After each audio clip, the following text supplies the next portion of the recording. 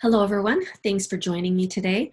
I hope everyone is finding their own way to navigate through this crazy time that we live in.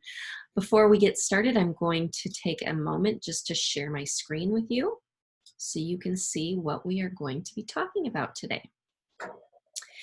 In fact, the topic for today is all about the intersections between restorative practice and social emotional learning in building school culture. My name is Sheila Dockin. I actually work as the coordinator of prevention and safety for ISD 728 in Minnesota, which is the 8th largest school district in our state. Prior to that time, I actually worked as a lawyer for 20 years, working in the area of discrimination law before I came into the school district as an equity specialist. And I worked as an equity specialist for several years, which brought me to some of the work with restorative practices and how I'm tying that into today. With all this stuff going on in our world, it really does give us a time for reflection. It gives us a time to develop and to grow as professionals, as educators, and really help evolve and develop a great vision as we go into our future. Things will change. We are not going to probably go back into the same world we had before. Things will evolve and hopefully for the better. But social emotional learning has been something that our district has recently really pushed to make a priority. And in fact, it's been added as one of our 3 priorities in our strategic plan over the next several years. And prior to this present role as coordinator of prevention and safety, working as an equity specialist, my focus in the last year had really been on restorative circles. I had been trained as a restorative mediator, as a lawyer, and the circles was a great way for me to bring that practice into the education setting.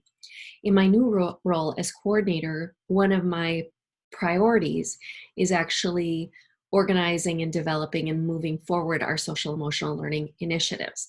And so what I wanted to do is really find a way to consolidate and join those 2 disciplines, because when brought together, they really truly can shift culture. Circles, especially as a restorative practice, provide a number of different amazing results when you bring them into the classroom. Not only is it a phenomenal community building opportunity, but it's an equitable and culturally responsive practice. When you actually are able to blend these practices together, where the paths meet, that's where you're going to see true change and an opportunity to bring meaningful and positive culture shifts.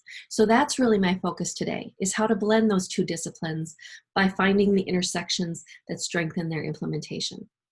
So first, in order to do that, we need to define what culture is. Culture really does make or break student achievement. And the definitions that I found, I think, do a good job of highlighting the foundations of culture and why it's important in our schools. Culture is all about those deeply rooted values and belief systems and traditions that are shared in a community, and it brings it lends itself to a safe, supporting, encouraging, and challenging environment for student achievement. Culture defines character, it sets standards, and it sets expectations of behavior. And when those standards and expectations are in place, that's when you see that shift. You see less conflict, you see less student behavior that manifests in other ways. So you can take a look at some of those other definitions later. This will be shared with you.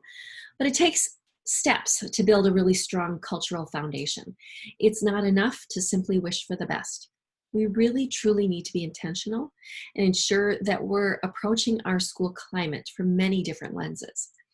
We can't assume that every student is coming in to our education settings with the same skills that we expect them to have to become successful adults. We have to build that capacity in them and help them view the world around them differently. Social emotional learning skills are the foundation that really helps students quite simply get along with one another in a meaningful way. And restorative practices is one way to give us a tool for getting there. So we'll take a look at each of those 2 pieces. First, what is social emotional learning? Social emotional learning provides the structure and process for adults and students to develop fundamental emotional and social and emotional competencies to understand and manage their emotions, to set and achieve positive goals, to feel and show empathy for others, to establish and maintain positive relationships, and to make responsible decisions. That's really the crux and the core of what social emotional learning is. It's all about becoming a successful adult in the future. Some of you are probably already familiar with the CASEL competency wheel. And if not, I'm putting it on as a slide so you can see it. CASEL is the Collaborative for Academic, Social, and Emotional Learning, casel.org. The best way to refer to them is being a guru of all things social emotional learning. And within that wheel of competencies, there are primarily these 5 areas that are developed as we move forward in this realm. Self-awareness, social awareness, responsible decision-making, self-management, relationship skills. All of those things and those areas are areas in which we want to develop skills to allow students to become the best that they can become. And I won't go into each of the pieces of those competencies. You can see them for yourself and take a look at them later. But they're really about job preparedness and creating life skills that'll shape you as a person. And over the years, I think our education system has kind of strayed from some of those valuable life skills. But what we've recognized is that we need to come back to them. Testing and all that other stuff that we have to do has sometimes gotten in the way of really building that whole person that we set out to do from the beginning. We can't assume that students have the capacity to make responsible decisions, to resolve conflicts with their peers, to empathize with others, or to even build relationships or understand their own emotions. These things have to be learned in order to be successful in life. They are critical, in fact, to be productive, compassionate citizens. You can go in there with a straight A report card if you're applying for a job, and you can have the best report card in the world. But if you're not working on these particular competencies and not being able to be your best self in that interview, you're never going to be able to be successful or get those jobs in life. An RP, or restorative practices, is really a strategy that allows us to meet those social and emotional needs. So the question is, how do we get there? How do we achieve those 5 competencies? Well, you can find a million different programs out there right now that provide social emotional learning structure, direct teach, these essential skills. But that's just one piece. That direct teaching is just one piece. Social and emotional skills have to be practiced over and over and over again. And restorative practices gives us those opportunities, most notably in restorative circles. And we'll talk a little bit more about what those are and how they work. But the core of restorative practice is really founded in relationships. It's all about building, maintaining, restoring, and sustaining relationships. People truly are hardwired for connection. And as much as we need food or water, we need that human connection to survive. And not only the relationship piece, but restorative is really about equity of voice. It's a way of being that really shifts that focus from what did you do to what happened to you. When I brought restorative practice, the circle practice, into my schools, it was really in response to the disparities that I had been learning about that exist in relation to discipline, in relation to suspension, and we were seeing specifically high targets on underrepresented populations. I'll give you an example. In Minnesota, for example, African Americans are 8 times more likely to be suspended than their white peers. American Indian students are more likely to be suspended 10 times. Students with disabilities, twice as likely to be suspended.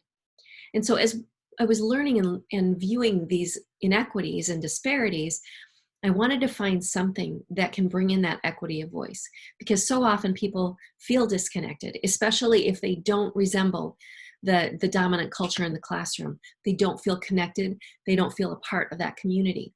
And how do we do that? How do we shift that? And restorative came up as one of those ways that gives us those opportunities.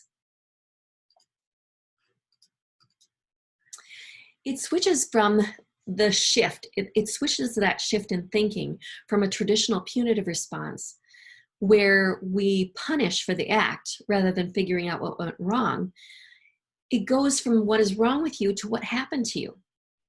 Punitive responses really fail to take into account the need to learn responsible decision making and how to resolve conflict. Restorative processes or practices provide structures and opportunities where we learn how to repair and fix the harm, which teaches us those much needed social and emotional learning skills. The image I'm going to show you here, oops, kind of flip forward on me. This image really is very powerful because I think it does hit the difference between punitive and restorative. A punitive system is all about what we see on the surface, the iceberg that we see. We are responding to that behavior and we are punishing the behavior rather than trying to figure out what happened, what was the reason. With a restorative approach, we know that behavior is the manifestation of something deeper. And when we begin to recognize that the only way to shift behavior is to uncover where it's coming from and address those underlying issues, that's when true change happens. Are we asking these questions? Does this student feel safe, loved? Do they matter? Do they feel overwhelmed? Are they hungry? There's a million different things that could be going on in a student's life, but we need to unpack it a bit.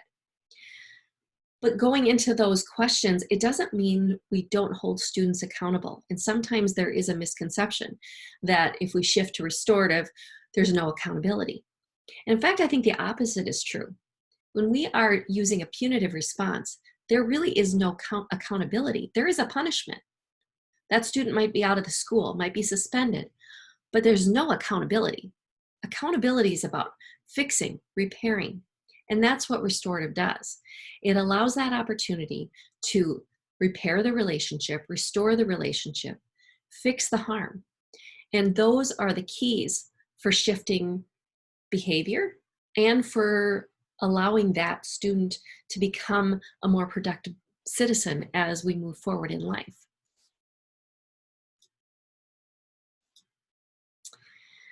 Restorative practice is really not a system or strategy. It really is an approach to life. And it's important to integrate this philosophy in every part of your life in order for it to be meaningful. The restorative mindset is about these particular pieces. This kind of sets out the whole of what it means to be restorative, where relationships are at the center, where healing is essential to restoring community, where conflict is resolved through honesty, collaborative problem solving. It's using those skills, listening, sharing, reflecting, learning. It's about harm doers being held accountable to repair and fix the harm. It's about using multiple perspectives, and it's about ensuring that all community members are really responsible towards each other. That's really what restorative is about. And so as we move deeper into it, we look at how we get there. And the key thing about restorative practice is using empathetic listening skills. There's a lot of different practices in restorative. There's a continuum of practices. And in any one of them, the key is empathetic listening. Focusing on an understanding of what happened, using I statements versus we statements. You know, when I heard you speak to Kyle the way you did, it made me feel frustrated because I value the respect we have in our classroom. Breaking it out and unpacking the issue a little bit deeper. Using restorative questions. What happened? What were you thinking about at the time? Who do you think has been affected? What do you need to do to make it right? All of those questions are important restorative questions that allow you to figure out the root or the problem of what happened. Because in order for change to happen, it's really important to help that person understand the ramifications of the act and how it impacted another person. And by building in that self-reflection piece, it allows students to develop empathy and an understanding of the harm and how to fix it. And again, by doing this, you're really developing those life skills that you need under the social and emotional competency wheel. Here's an image that shows some of the continuum of practices, of restorative practices that are available. But at the heart of it all is the circle process. You can go from restorative conversations all the way to restorative mediations or conferences. But circles are that particular practice that builds community and touches everybody. It's a tier one approach to relationships in your school and in your learning environments. Here are some of the pieces of community building circles that are important to embody if you push or if you're using circles in your classrooms or in your learning spaces. They are the single most powerful restorative practice. They build social emotional skills, they transform school culture, because what they're doing is building community, building connections, and they're empowering students to have a voice. And in a circle, the reason it works so well, and we'll talk about it a little bit more later, is there are certain pieces to it that need to be met. You have guidelines and values. Here's an example on this slide of some core circle guidelines. Respect the talking piece. Speak from your heart. Listen from your heart. Be respectful. Honor confidentiality. Some core values might be empathy, kindness, trust, sharing, honesty. Building those pieces into your circle every time you sit in circle creates a safe place where students can share. And then in order to build on those skills, you choose questions, prompting questions as a circle keeper that allow students to think about their own behavior, to think about their own emotions, how they handle their emotions. And you can do it in fun ways, you can do it in deeper ways. And I think it's always important to start with the more fun ways and build up that community before you expect them to trust the process. But it can be anything. Share a happy memory. What do you love most about school? What do you like least about school and why? If you were an animal, what would you be and why? How would your best friend describe you? What are 3 strengths you have? Who do you trust most in your life and why? But again, the favorites, favorite food, favorite movie, favorite ice cream, those are more the surface type of questions. But there are so many ways you can dig deeper into who we are as people. And the circle gives you those opportunities. You can do different types of circle. You can have check-in circles. You can have check-in, check-out circles. So for check-in circles, for example, you might ask about a value that they want to adhere to for the week. What's something they're thankful for? Do a 1 to 5 check-in where they're feeling, kind of naming their emotions, naming a goal for the week. And a check-out circle can kind of be a take on that check-in circle where you're able to accomplish your goal. Appreciate somebody from the week. What was a rose and a thorn for the week? Think of a goal you'd like to have for next week. There's all kinds of ways you can build those social emotional learning skills into the circle. And this is just a touch of what you can get to. So we've talked about a few intersections between restorative and social emotional learning just in general, but these are some, I think, of the key pieces to it all. The circle process provides a way of teaching skills and relationships that we want to see while also underscoring that relationship and community. So that is number 1, is a key intersection piece. Restorative interventions provide safe processes and space that use the skills we teach. When we are explaining how to be respectful, how to resolve conflict, it's not enough to just teach it and leave it sit. These skills need to be practiced and continually revisited. And if implemented together and implemented well, both can help boost the same outcomes, such as improve student climate, improve student-student relationships, student-teacher relationships, reduces conflicts, decreases disparities in discipline and suspensions. All of those things are the goal of restorative and social emotional learning tied together. Also, restorative practice, the strength is that it provides a community response to the negative behavior of harm that was caused. So what does that mean? I'll give you an example. The fifth grade class, I was working with a group of fifth grade students and all their teachers, and they had begun implementing Circle. And in this particular class, they'd been using Circle probably for about a month. And an incident occurred on the playground. It was some kind of argument, disagreement, whatever it was. But when the students came back in after, they were just up in arms. They were all wound up, and the students were saying, we need a circle. We need to talk in the circle about what happened. And so the teacher brought them together, kind of maybe asked a few guiding questions, but let them talk. And she said, it was interesting because she said at first they were all blaming each other, pointing fingers at each other. She said, by the time we went through and processed what had happened, the students were all accepting that they had a role in what happened and how to fix it. They talked about ways in which to fix it. So the beauty of that is the teacher had to do nothing except sit in circle and listen. And the students figured out what they had done wrong and how to fix it.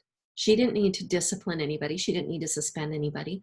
She was able to handle the situation through something that the students took ownership of. Because the circle isn't the teachers to own. It's owned by the community, by the group. And they felt comfortable enough and took enough ownership in it that they wanted to use it to help resolve a situation. Restorative practices also offers that opportunity to be culturally responsive. There is one circle that really stood out to me more than others. Maybe it was because it was one of my first ones, but also because of the answer that was given. This was a first grade circle, and this whole entire group was a tough year for first grade teachers. There were a lot of behaviors. It was draining for the teachers.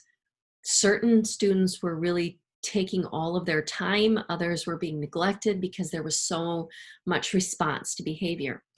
But in this one circle, I like to use the question, what's a rose and a thorn for a week? Something positive, something that's not so good for them in their world.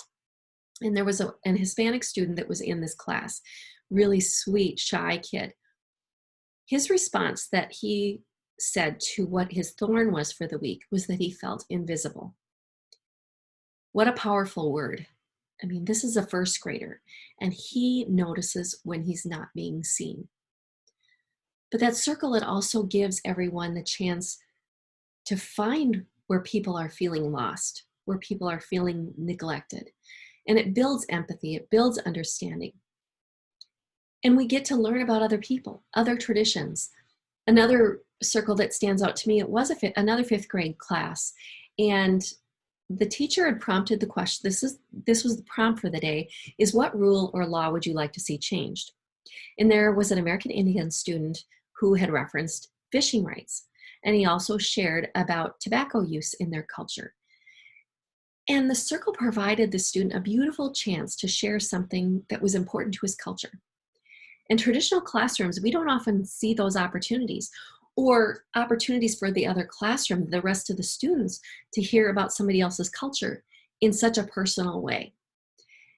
And so those are opportunities that can come out, and we learn from each other. We build that empathy, we build that caring, and we build that understanding, which is what makes it so beautiful. So when we look at those intersections, what strengthens our critical life skills, when we look at the restorative, we look at social emotional learning, we see where they come together. They're relationship focused. There's equity of voice, problem solving, collaboration, empathy building. We're building personal responsibility and self-awareness, social awareness, self-regulation, our ability to manage our own emotions, and also responsible decision making. All of those life skills, those critical life skills, are a part of the intersections that we see in these disciplines. I often get asked what makes the circle so special. Having spent much personal time in restorative circles, I can attest to the power of the circle. It's unlike any other experience that I've had in my life. I remember going into my initial circle training. There was an initial 4-day training where I sat in circle for 4 days with a bunch of people that I didn't know. And when I went there the first day, I had my computer with, and I was thinking, okay, I'm going to sit here and take notes. We sat in circle for 4 straight days. And I remember going into this with all kinds of resistance because that did not feel comfortable. Using a talking piece, sitting in a circle, looking each other in the face. That was not something that I was comfortable with. But I came out of it really transformed. And in reflecting on it, I realized I had learned more about these 30 people that I spent time in a circle with than I knew about people that I have known for 10 years. It provides a safety net of trust through those values and guidelines. It allows us to share parts of ourselves that we often hold back. Watching students in circle has gifted me with insights into their lives that I would never have known before. Hearing teachers report back how much more kind and behaved their students are in their classroom after using circle. It really validates the value of it and inspires others to do the same. It truly transforms a classroom community. I'll give you another example. There was, after recess one day, we were in circle, and a student said that she was sad about not having anyone to play with. So the circle conversation became about what the class could do to come up with ways to help people who felt that way. And the discussion evolved into offers to play and build friendships and build empathy. That's what happens in a circle. It's about giving. And it really does take into account those most basic human needs of trust, equity, respect, and compassion. You don't need to have all the answers to be an expert or to make these circles work or be powerful. You just have to care, and you just have to ask the questions. And I think that's why the teachers took to it so well. I was amazed how rapidly use of circles spread, because once they started using it, they would share that it was working so well. And then another one wanted to start using it, then another one. And what the teachers were particularly surprised with was how easy it was to learn how to do them. Just ask questions. What makes you sad? What makes you angry? How do emotions show up in you? One of my, in this virtual world we're in, one of the teachers tweeted after a virtual learning circle or virtual learning had started, how she held her first virtual circle. Now, I will tell you, restorative circles cannot be held in the virtual world, not truly. But what you can do is take some of the principles that you learn about restorative circle and use them in the virtual world.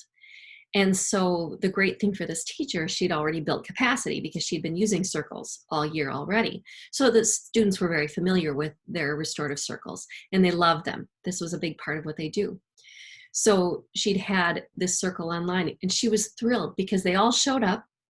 They were all there. They all participated. She got to see them. She got to hear from what they were feeling because a lot of them were missing each other and just wanting to share feelings. But it was really powerful to see how that circle, the power of the restorative circle, could even extend into that virtual setting. And again, just yet another way you can use this particular practice. It truly is a game changer. So how does the circle accomplish all of this? It's all about the process. And I'll tell you, at first, it might seem a little monotonous because you want to do the same things every time, at least as far as the structure goes. But once you do that, you start to realize that it's those continual reminders that actually reinforce that safe space. So when you're in circle, you have this structure. You'll start with an opening ceremony. You might use a chime. I often start my circles with a mindful moment, either a breathing exercise, a short meditation, or a quote. It might be a reading that's related. If you choose a topic for your circle for that day, it might be a reading that's related to that. It could be anything. And then you might do your initial, if you have to do introductions, if you already know each other, you might do just an initial fun round or a storytelling round. But what you have every single time are those agreements that you have in place, the guidelines and the values. And those guidelines and values should be written out. They should be in a centerpiece. You have a centerpiece in your circle, something that's visually able for everybody can see, that's kind of relaxing. I always like to put a bowl of water with rock, something that they can keep their eyes or their focus on if they feel like they need it. And surrounding that centerpiece, you put those guidelines. You have your respect the talking piece, speak from the heart, listen from the heart, honor confidentiality. Those things are all written out. You can have little pieces of paper. You can have a poster that you take out every single time. And you also write out your values: kindness, respect, honesty, whatever it is you choose as your class that you want to honor when you're in that space. And people that have been doing it for a while, some of the teachers, especially the elementary teachers, every single time they get in circle, they will have one student read each of those values and guidelines before they start their question, the questions that are part of their circle for the day. And by doing so, again, it's a reminder of that safe space. It's a reminder that all of us have a voice, and it's a reminder that all of us can share. And when students feel safe, they will share. And it might take some time. It might not happen right away. But believe me, what they're doing when they're sitting in that space is they're listening. And the more they're listening and the more they're seeing people honor those values, the more likely they're going to feel safe to be able to do it later. The talking piece, such a huge part of it. No one speaks unless they have the talking piece, including the circle keeper or the teacher. The talking piece should be something that has some meaning, is special. I always use this smooth stone that has this beautiful color and designs in it, because it kind of feels, it gets warmer as it goes around the circle. It feels like it has this energy as it goes around the circle. But it can be anything. And in fact, one of the best things to do is have all of your students create or have their own talking piece.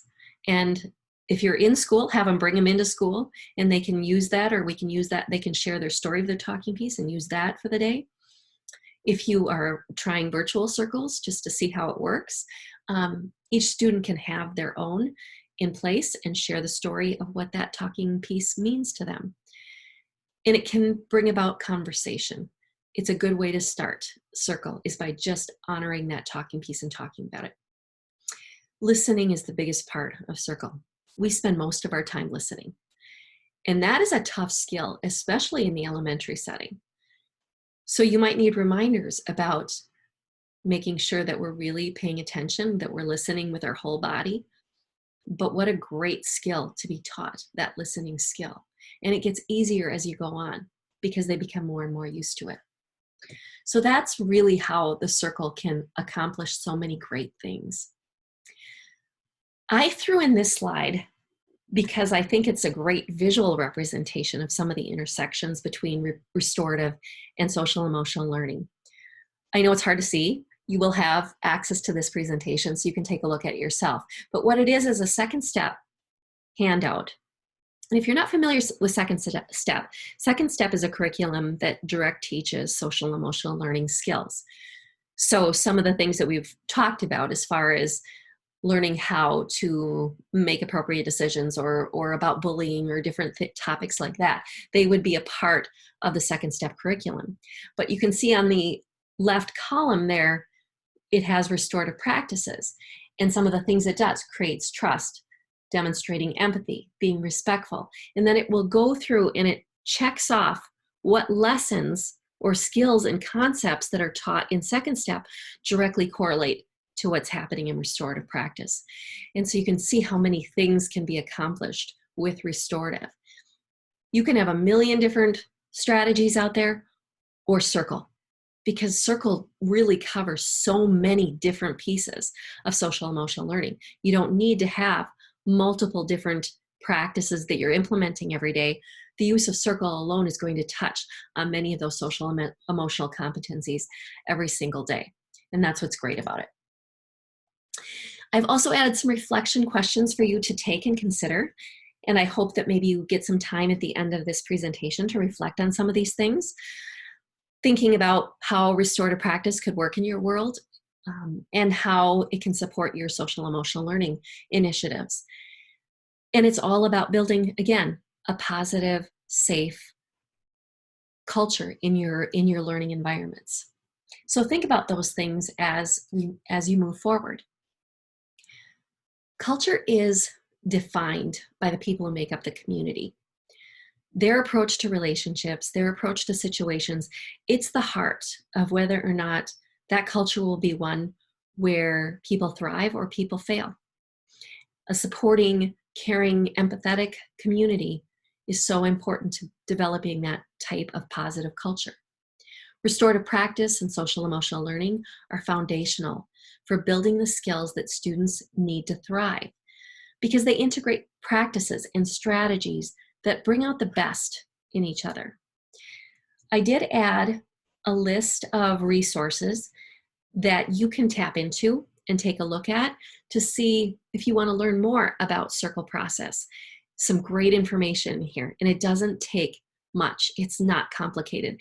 Like I said, that's one of the things that the teachers love the most about this process is I could spend a half hour, an hour with them, and they would learn how to use it. Now, they don't understand the whole theory behind it. That's going to take more time. There's all kinds of links to equity and cultural responsiveness that could be developed and taught. But just this practice alone is a learning process for the teacher as well as the students, and you can use it to learn about one another. So these links are here. I've also attached a couple of documents to the resources that you are getting, including 30 days of circle prompts. Really, they're social emotional learning prompts for elementary and secondary students, and you can use those or tap into them. I created them as we went into this virtual learning space, so teachers might have ways of building in some of the social emotional learning into their workday. But I just really want to take the time to thank you for letting me share these transformational processes that truly shift culture for the better. There's nothing that I would change about our shift into restorative. We are not there yet. Our system has not got to the point where we can fully support restorative practices. I'm the only one that's been fully trained in Circle. I'm hoping to see more of that change. We're doing on-demand sessions to make people more comfortable, and I have now had teachers using Circle for a full year and a half, and their comfort level is growing, which means in turn that the results are improving every day. And so I hope that you found some useful information in here that makes you think about ways and how you can achieve social emotional learning in your school. I think without social emotional learning and without a focus on these things, you are not going to be able to develop a positive culture. That comes from these skills. And so I wish all of you the best. I really thank you for your time. I've actually added my contact information in here. I am on Twitter. Feel free to follow me. I often add links about social emotional learning and restorative practice to my Twitter feed, and hope that you find some use in those things as well. But I just want to say, stay safe, stay optimistic, and always share a bit of gratitude every day. Thank you so much for your time, and I wish you all well.